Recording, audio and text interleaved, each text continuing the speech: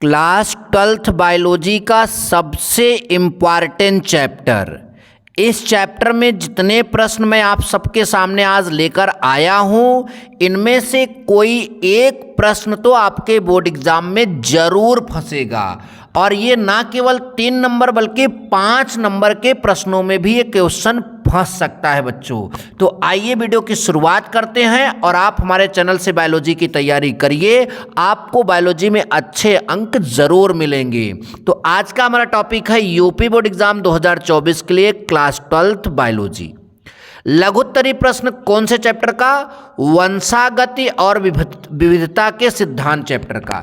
इसमें क्वेश्चन जो हम करने जा रहे हैं उसमें पहला क्वेश्चन है टर्नर सिंड्रोम, दूसरा है परीक्षार्थ संकरण की परिभाषा और चित्र, तीसरा है आपका यहीं पे तीसरा क्वेश्चन था लिंग निर्धारण क्या है, अगला क्वेश्चन है मधुमक्खियों में लिंग निर्धारण, अगला क्वेश्चन है पक्षियों में लिंग निर्धारण और अगला क्वेश्चन है डाउन सिंड्रोम। तो ये सारे क्वेश्चन इस वीडियो के माध्यम से आपको बहुत अच्छे से समझा दिए जाएंगे, इसलिए वीडियो को शुरू से अंत तक जरूर देखिएगा। सबसे पहला प्रश्न हम लोगों का है टर्नर सिंड्रोम। टर्नर सिंड्रोम क्या है?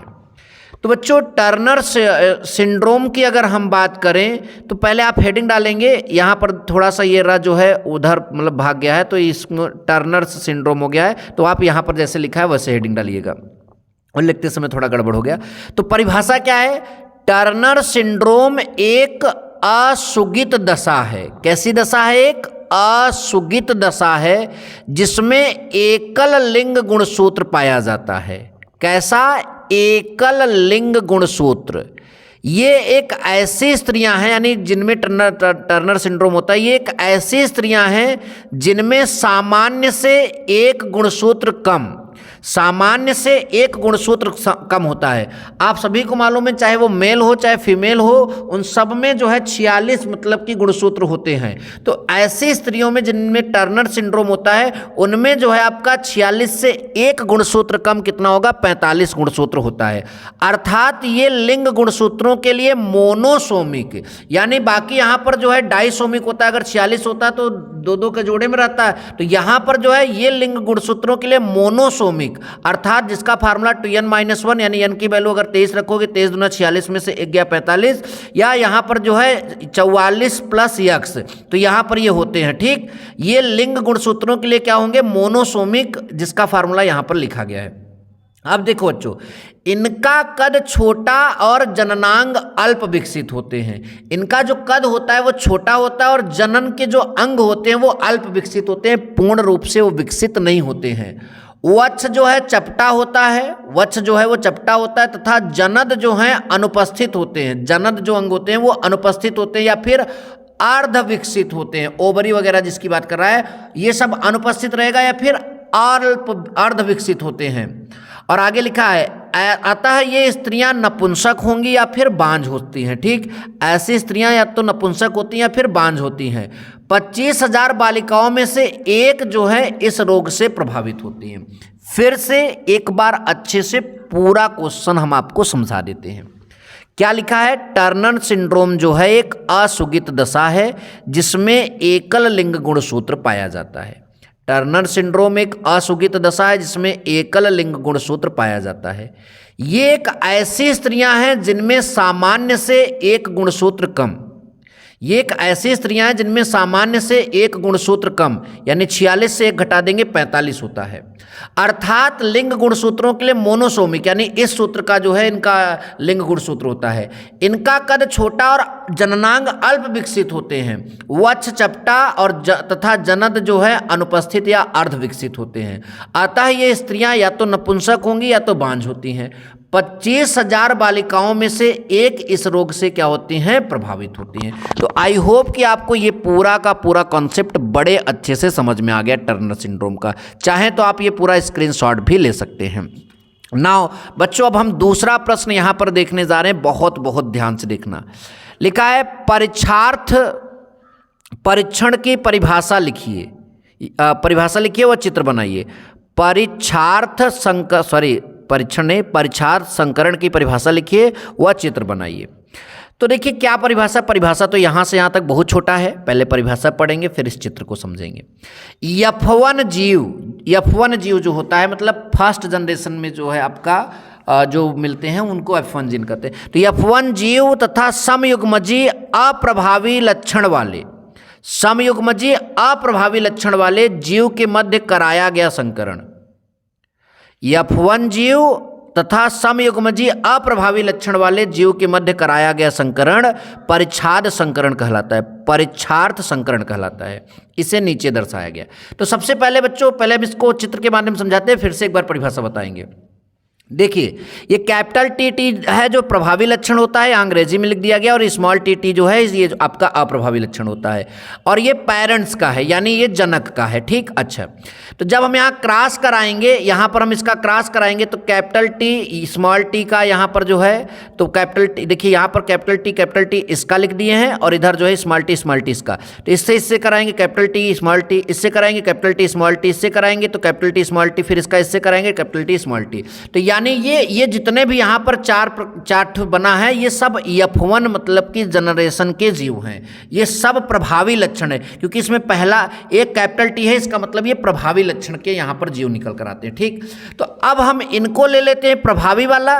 देखो लिखा है ना कि F1 जीव कोई भी एक ले लीजिए आपका कैपिटल टी स्मॉल टी, और अप्रभावी में दोनों स्मॉल में रखना है। ठीक, तो इसको ले लेते हैं। तो जब आप इनके बीच जब आप संकरण कराएंगे, क्या कराएंगे, संकरण।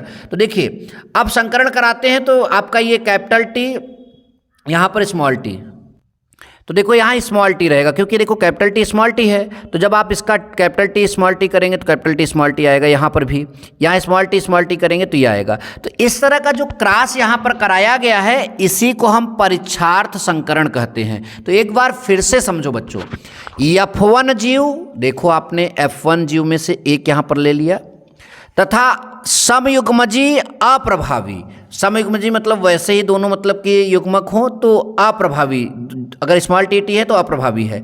तो अगर आप F1 के जीव का समयुग्मजी अप्रभावी लक्षण वाले जीव के मध्य संकरण कराते हैं तो यह परिच्छाद संकरण कहलाता है, परीक्षार्थ संकरण यानी टेस्ट क्रॉस कहलाता है, और इसका चित्र नीचे दर्शाया गया है। तो यहाँ से यहाँ तक आप जो है इसका उत्तर लिख लीजिए, और ये आप जो है इसका जो है चित्र लिख लीजिए। ठीक, आगे चलते हैं।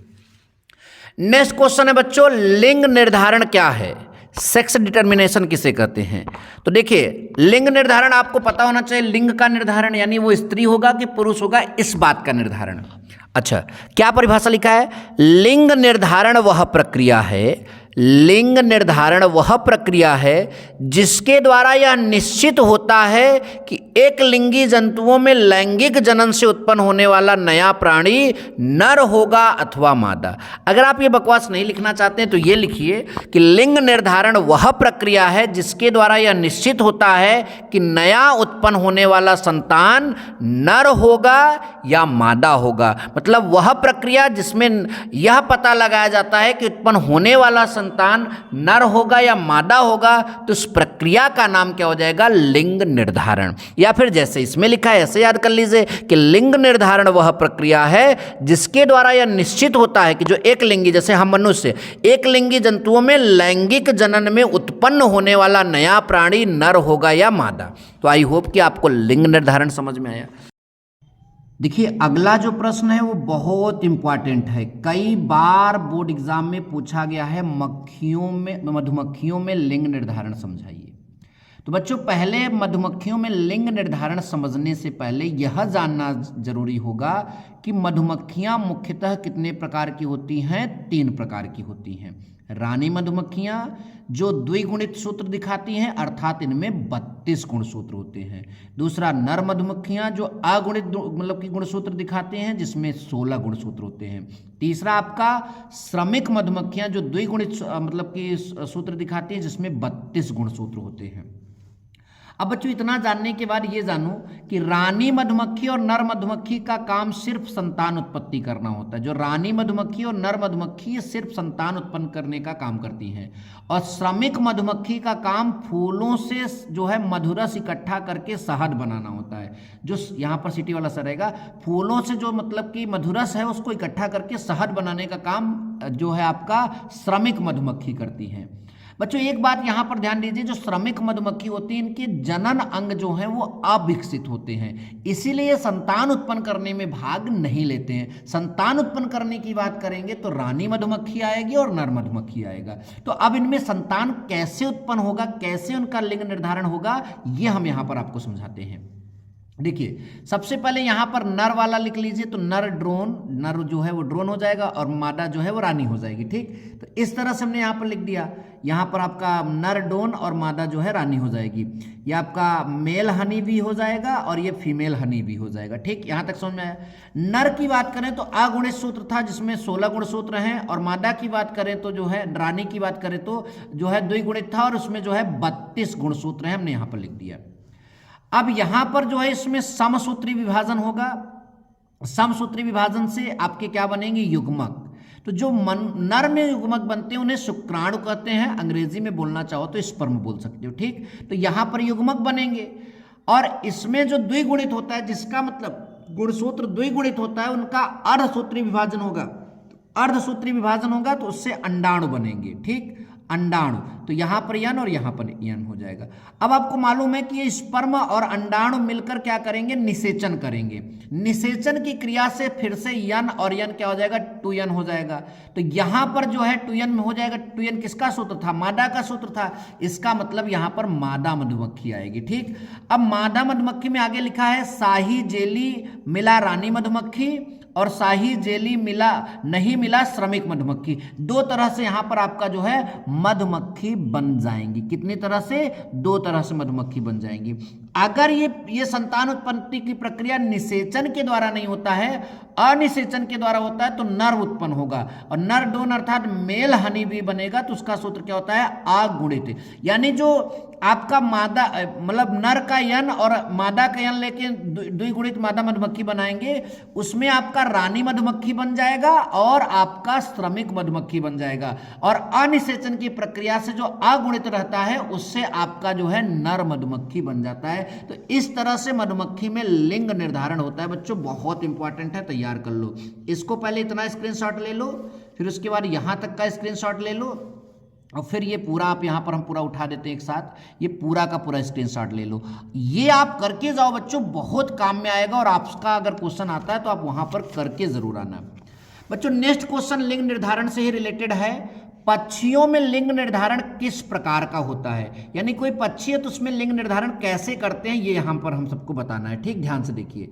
तो पक्षियों में लिंग निर्धारण की बात करें तो ध्यान दीजिए, पक्षियों में लिंग निर्धारण की अगर बात करें तो इसका उत्तर लिखा है, पक्षियों में लिंग गुणसूत्र कैपिटल Z और कैपिटल W होते हैं, जिसमें नर पक्षी में ZZ गुणसूत्र पाए जाते हैं और मादा पक्षी में जो है ZW गुणसूत्र पाए जाते हैं। अब यहाँ ZW और ZZ इसलिए रिप्रेजेंट कर रहे हैं क्योंकि हमारा जो मनुष्य का गुणसूत्र होता है XY है, इसलिए इसमें ZW रिप्रेजेंट कर रहे हैं। तो यहाँ पर पक्षी में जो नर मतलब कि पक्षी होगा उसका ZZ गुणसूत्र होता है और मादा पक्षी जो होता है ZW गुणसूत्र होता है। ठीक, यही गुणसूत्र पक्षियों में लिंग निर्धारण करते हैं, यानी यही जो गुणसूत्र हैं यही पक्षियों में लिंग निर्धारण का कार्य करते हैं। और नर पक्षी को समयुग्मकी कहते हैं तथा मादा पक्षी को विषम युग्मकी कहते हैं। ठीक, क्योंकि उसका गुणसूत्र थोड़ा अलग होता है, आप सभी को मालूम होना चाहिए। ठीक, अब देखिए कैसे लिंग निर्धारण होगा। अगर नर का Z और मादा का Z लेकर अगर हम निषेचन कराते हैं तो Z बनेगा, यानी नर पक्षी बन जाएगा। नर का Z और मादा का W लेकर अगर निषेचन कराते हैं तो ZW बनेगा, जो कि मादा पक्षी हो जाएंगे। अर्थात अगर यहाँ पर बात करें तो 50% नर और 50% मतलब मादा, यानी चांसेस ये रहते हैं 50-50% के, या तो नर बनेगा या तो मादा बनेगा। इस तरह से हम यहाँ पर पक्षी में क्या करते हैं, लिंग निर्धारण। कितना सरल, कितना अच्छे शब्दों में मैंने आपको यहाँ लिख कर दिया है, आप चाहें तो इसको तैयार कर सकते हैं। ठीक, नंबर नेक्स्ट बात करते हैं डाउन सिंड्रोम। बहुत बहुत इंपॉर्टेंट टॉपिक है डाउन सिंड्रोम। तो देखिए सबसे पहले बात करेंगे कि डाउन सिंड्रोम की खोज सर्वप्रथम जॉन, तो नाम इनका है जॉन लैगडॉन डाउन ने सन 1862 में किया था। भैया नाम ही बड़ा अजीब है, तो इनके नाम पर ही उस सिंड्रोम का नाम रख दिया गया डाउन सिंड्रोम। तो डाउन सिंड्रोम की खोज सर्वप्रथम जॉन लैंगडॉन डाउन ने सन 1862 में किया था। यह रोग गुणसूत्रों में संख्या की अनियमितता के कारण होने वाले परिवर्तनों से होता है। मतलब गुणसूत्र में जो अनियमितता आती है उनकी संख्या में, उसके कारण जो मतलब कि परिवर्तन होता है, उसके कारण यह रोग आपका उत्पन्न होता है। इस रोग के कारण मनुष्य में गुणसूत्रों की संख्या 46 के स्थान पर 47 हो जाती है। ठीक, और यहाँ पर लिखा है यह अतिरिक्त गुणसूत्र जो है 21वें समजात जोड़े में तीसरा बढ़ जाने के कारण होता है। इसे डाउन सन लक्षण भी कहते हैं। जैसे आपका पहला क्वेश्चन टर्नर सिंड्रोम था, उसी तरह से डाउन सिंड्रोम है। ठीक, टर्नर में मतलब कि एक कम हो जाता है और डाउन में जो है आपका जो है अधिक हो जाता है। तो आई होप कि आपको यह प्रश्न भी बड़े अच्छे से समझ में आ गया। अब थोड़ा सा डाउन सिंड्रोम के प्रभाव की बात कर लेते हैं, क्योंकि पूछा जाता है, बहुत बार पूछा गया है, ध्यान दीजिए। तो डाउन सिंड्रोम के लक्षण या प्रभाव, यह अतिरिक्त गुणसूत्र से बच्चों की बुद्धि के सामान्य विकास को रोक देता है। 47 गुणसूत्रों वाली ऐसी संतान का मस्तिष्क जो है अविकसित होता है, सिर गोल, होठ नीचे और जो है लटका रहता है। माथा अनावश्यक रूप से चौड़ा होता है तथा त्वचा खुरदुरी तथा पलकें वलित होती हैं, और मुख जो है हर समय खुला रहता है। ये मंद बुद्धि होते हैं। ठीक, एक और यहाँ पर लक्षण या प्रभाव की बात करें तो इनके जननांग तो सामान्य होते हैं, किंतु पुरुष नपुंसक होते हैं। यही कारण है कि इस अनुवांशिक रोग को मंगोलिक बेवकूफ़ी या मंगोलियम जड़ता भी कहते हैं। मंगोलियम जड़ता इसी को कहते हैं। ठीक, तो आई होप कि आपको यह प्रश्न पूरा अच्छे से समझ में आ गया। ऐसे और वीडियो के लिए चैनल को सब्सक्राइब कर लीजिए। मिलेंगे नेक्स्ट वीडियो में। Thank you so much. जय हिंद, वंदे मातरम।